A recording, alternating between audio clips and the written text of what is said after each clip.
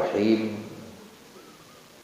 Menyerahkan kurban kepada orang lain, lalu orang lain itu diwakilkan kepada orang lain untuk memotongkan binatang kurban tersebut. Jadi ada orang mau berkurban, lalu tentunya sudah kebiasaan di Madura diserahkan kepada seorang kiai atau kepada guru ngaji setempat. Setelah itu oleh sang guru ngaji atau kiai itu, karena mungkin kurang biasa motong, kiai atau guru ngaji itu memanggil orang lain untuk memotongnya dan diserahkan kepadanya untuk pemotongan. Lah, acara yang sedemikian ini menurut aturan agama, apakah dia nggak cukup kurbannya atau tidak, gimana? Lah, menurut Imam Haramain dan Imam Al-Ghazali, hal tersebut sudah dianggap cukup. Walaupun sang kiai atau guru ngaji itu tidak menyembelihnya sendiri. Kalau menyembelih sendiri sudah jelas. Tapi kalau seorang guru ngaji atau kiai itu menyerahkan lagi untuk pemotongannya kepada orang lain, maka bagaimana hukumnya? Ada dua pendapat. Yang pertama tidak cukup, dan yang kedua menganggap cukup. Artinya sah, dan itu menjadi kurbannya yang telah berkorban itu.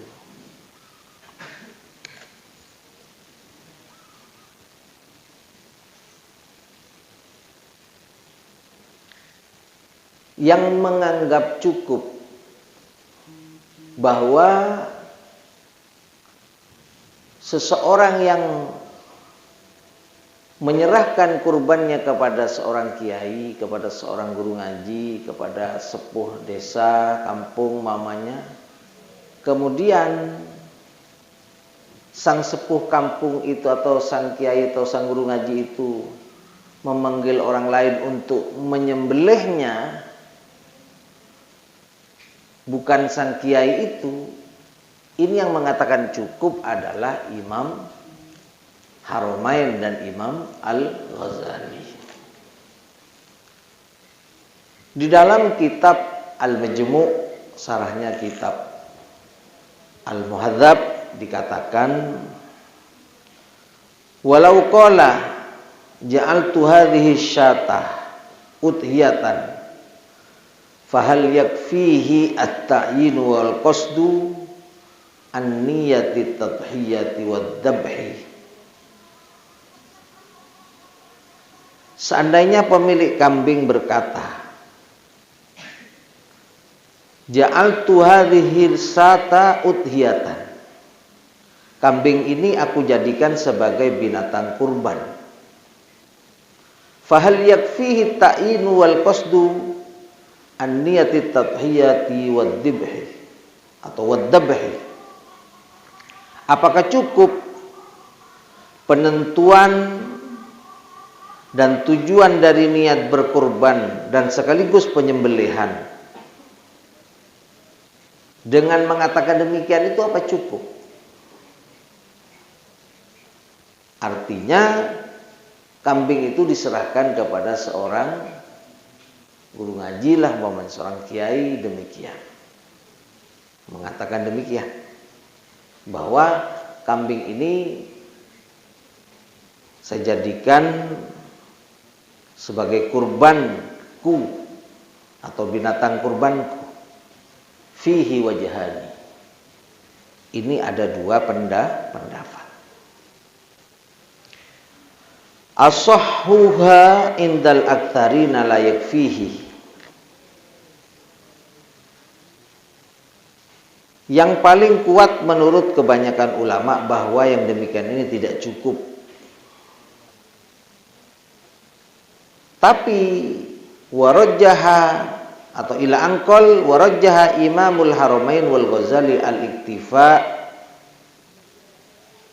Imam Al-Ghazali dan Imam Haramain mengatakan hal tersebut cukup,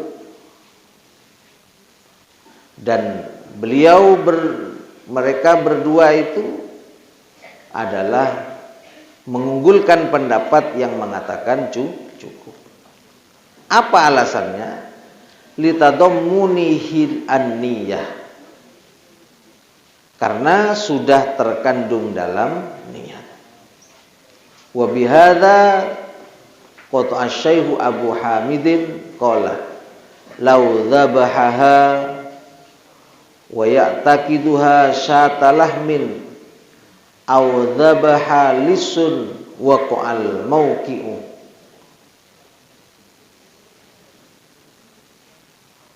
Oleh karenanya Imam Al-Ghazali berkata, seandainya disembelih dan berkeyakinan bahwa binatang itu merupakan kambing potong atau disembelih oleh pencuri, maka niat berkurban tetap terpenuhi.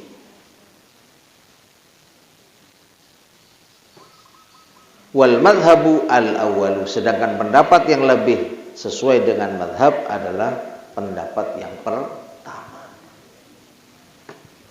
Bahkan Imam Al-Ghazali tadi menyampaikan, andai kata yang motong pencuri sekalipun, kalau sudah diniati kambing itu dengan niat kurban, maka sudah dianggap cukup.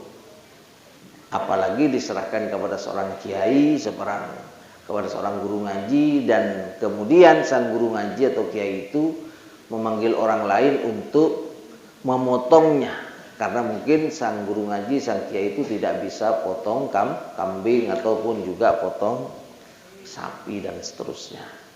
Jadi paham nggih? Jadi dianggap cukup sudah dengan niat saja untuk binatang yang ia punya untuk dijadikan kurban itu, menurut Imam Al-Ghazali dan Imam Haramain tetap sudah dianggap cukup, sehingga siapapun yang menyembelih itu bisa dapat pahala kurban. Bahkan Imam Al-Ghazali mengatakan diambil pencuri sekalipun dan oleh pencuri itu dipotongnya, itu sudah dianggap cukup. Paham?